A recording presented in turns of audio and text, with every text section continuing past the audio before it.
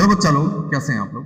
आज की क्लास में हम पढ़ने वाले हैं जीरोथ लॉ ऑफ थर्मोडायनामिक्स। ठीक है, तो जीरोथ लॉ ऑफ थर्मोडायनामिक्स से पहले थोड़ा सा समझ लेते हैं कि थर्मल इक्विलिब्रियम क्या होता है। ठीक है, तो देखो जैसे मान लो ये एक बॉडी ए है और एक बॉडी बी है। ठीक, दोनों अलग अलग टेम्परेचर पे है। मान लेते हैं हाई टेम्परेचर पे और ये लोअर टेम्परेचर पे है। ठीक है, अब हम क्या कर रहे हैं, दोनों को कॉन्टेक्ट में लाए। जब हम दोनों को कॉन्टेक्ट में लाएंगे तो हायर टेम्परेचर से लोअर टेम्परेचर की तरफ हीट का ट्रांसफर होगा। समझ में आया? ठीक है, और ये हीट का ट्रांसफर तब तक होगा जब तक कि ये दोनों बॉडी सेम टेम्परेचर पे ना आ जाए। जब ये दोनों बॉडी सेम टेम्परेचर को अचीव कर लेंगी तो वो स्टेट कहलाती है थर्मल इक्विलिब्रियम।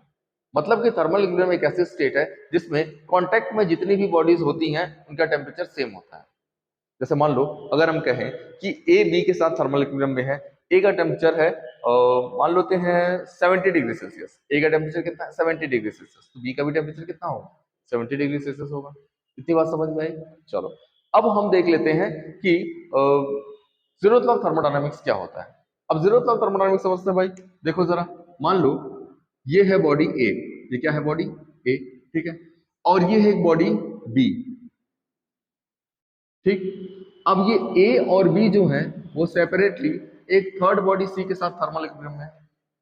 समझ में? से बॉडी ए है, ये बी है, ये दोनों कांटेक्ट में नहीं है, लेकिन ये दोनों सी के साथ कांटेक्ट में है। और ये तीनों कैसे हैं आपस में? मतलब मान लेते हैं ए और सी कैसा है थर्मल इक्विलिब्रियम में, बी और सी कैसा है थर्मल इक्विलिब्रियम में। जब ए और सी थर्मल इक्विलिब्रियम है इसका मतलब क्या हो गया? TA equals to TC। और बी और सी थर्मल इक्विलिब्रियम इसका मतलब क्या हो गया? TB इक्वल्स टू TC हो गया। इतनी बात समझ में आई?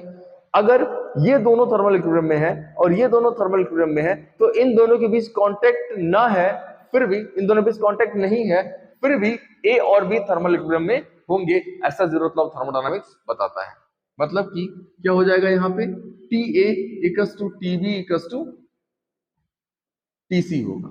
इतनी बात समझ में आई? ठीक, तो इसका हम स्टेटमेंट लिख लेते हैं कि if two bodies A and B are in thermal equilibrium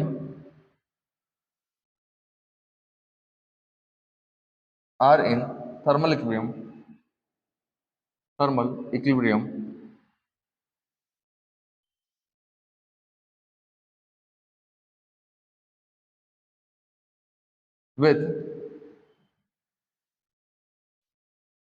a third body separately,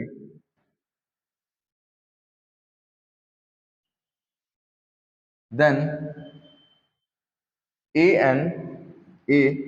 and B will also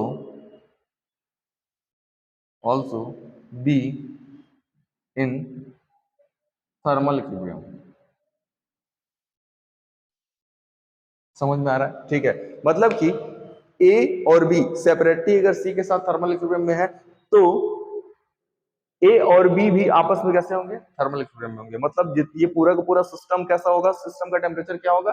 same होगा। टीए टीबी और टीसी क्या होंगे? आपस में सेम होंगे। ठीक, चलो बहुत बढ़िया।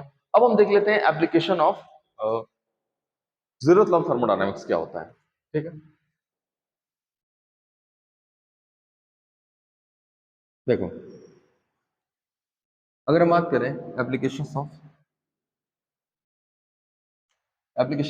जीरोथ लॉ ऑफ थर्मोडायनामिक्स का, देखो जितने भी थर्मोमीटर्स होते हैं ना, ठीक, थर्मोमीटर बेस्ड होते हैं जीरोथ लॉ ऑफ थर्मोडायनामिक्स पे।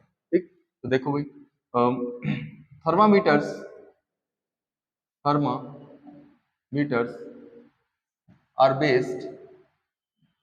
are based on zeroth law of thermodynamics। ठीक है, जितने भी थर्मामीटर्स होते हैं किस पे बेस्ड होते हैं? जीरोथ लॉ ऑफ थर्मोडायनामिक्स पे बेस्ड होते हैं।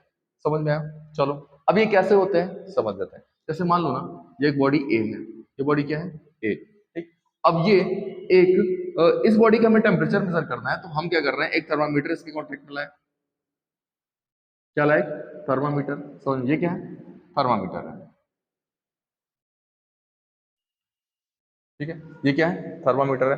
चलो अब ए जो मान लेते हैं ये बॉडी, कोई ए बॉडी है, ठीक है, वो थर्मामीटर के साथ कांटेक्ट में है। ठीक, अगर हम थर्मामीटर की बात करें तो थर्मामीटर में आप देखेंगे कि दो चीजें होती हैं।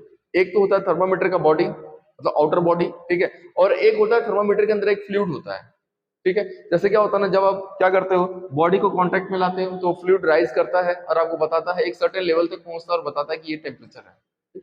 तो मान लेते हैं वो जो फ्लूइड है वो बॉडी सी है, समझ में आ रहा है, ठीक है, और सॉरी बॉडी बी है, ठीक, और ये जो थर्मामीटर है वो क्या है, थर्मामीटर का जो आउटर बॉडी वो क्या है, सी है।